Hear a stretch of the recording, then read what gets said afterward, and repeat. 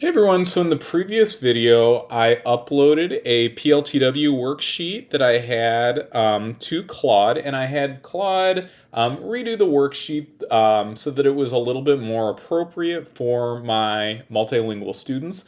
Additionally, I had Claude pull out some of the key vocabulary words, and at this point, I'd like to create a vocabulary guide so that I can preview some of these words with my students before they get the new worksheet that's been created. So now that I have this, I'm going to come back down here to Claude, and I'm going to go ahead and say, um, please create a vocabulary guide table with the following specifications. So I want to include the elements. I want to have the word itself, a simple English description suitable for an ESL student, a translation of the description in both Spanish and Russian, just because I don't necessarily want to have to create multiple worksheets for both of my multilingual students. I'm just going to create this one worksheet so that I can hand to both of them, and a placeholder for the image. And I just kind of use this format for the table: word, description in English, description in Spanish and Russian, and then an image placeholder. Please include the following vocabulary words.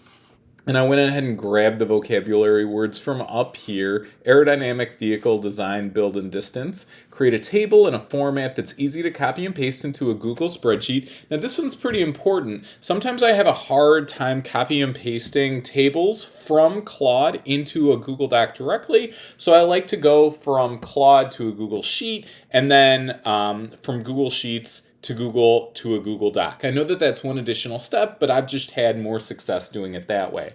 Now that I have that, I'm just going to go ahead and hit submit right here, and it's going to go ahead and create a vocabulary guide for me based upon what I've created. So now that I have this right here, I can go ahead and hit the copy button over here. I'm just going to go ahead and copy. Now that I've copied this, in order to, it'll kind of give you right here. So we want to copy and paste the table into a Google spreadsheet. So I'm going to come over here. I'm going to go to sheets.new to just open up a blank Google spreadsheet right here. And I'm going to go ahead and paste it in here. Now, what you're going to notice is when you paste it in here, the formatting might not be perfect. What I'm noticing for this formatting, number one, is when I'm kind of scrolling this out, it looks like the Russian description is like on every other line right here. So I'm just going to want to go ahead and move this for myself. It'll just take a quick second here for me to go ahead and add in that Russian right there, and then I can go ahead and delete that row. Again, here's the Russian copy right there. Sometimes the formatting from Claude or ChatGPT isn't quite perfect, so you just have to kind of go with the flow. Usually it's pretty good, but sometimes you just got to work with what you got, right? This isn't too hard for me to go ahead and just copy some of these here and clean up this table a little bit. So I have both the Spanish and Russian translations on both rows. So I'm going to go ahead and move this out. So it looks like I have the word, the description in English, the description in Spanish and Russian, and an image placeholder. So now that I have that, I'm just going to go ahead and come over here, and I'm going to copy this, and I'm going to hit docs.new, and I'm going to create a brand new Google document. Now this Google document, I'm actually going to go to my page setup right here, and I'm going to switch this to landscape really quick. Go ahead and paste this. I'll paste this unlinked. And now I have this. Now, where is the best spot to get image placeholders? The Noun Project is super good. And in fact, I even suggested in here that you use visitthenounproject.com in my prompt. So I'm going to go ahead and go to the Noun Project. I have an account, but you can get an account for free. You just have to attribute stuff. They have a picture for everything, I feel like. So I'm going to come in here. I'll go ahead and search for aerodynamic.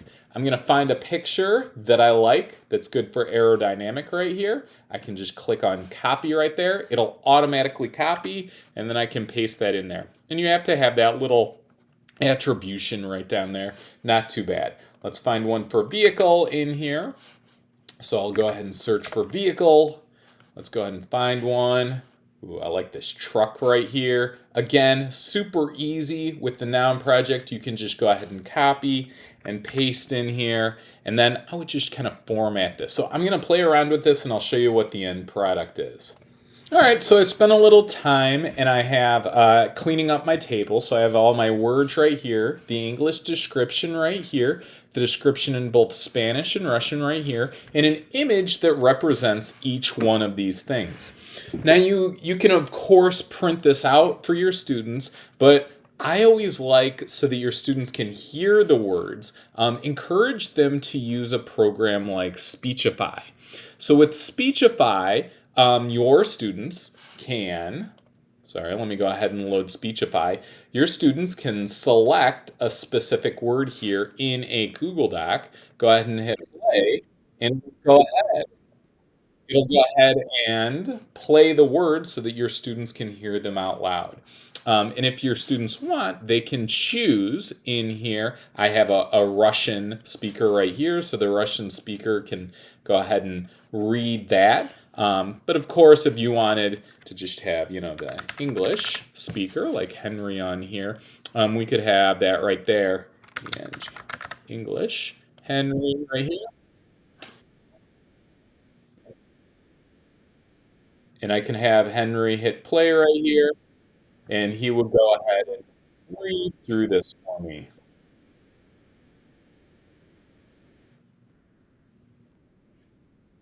So I'm not sure that you can hear the output of the sound, but as I was playing this, Speechify was reading the word, the description in English, it was reading it in Spanish, the description in Spanish, then the description in Russian, and then it was moving on to the next word.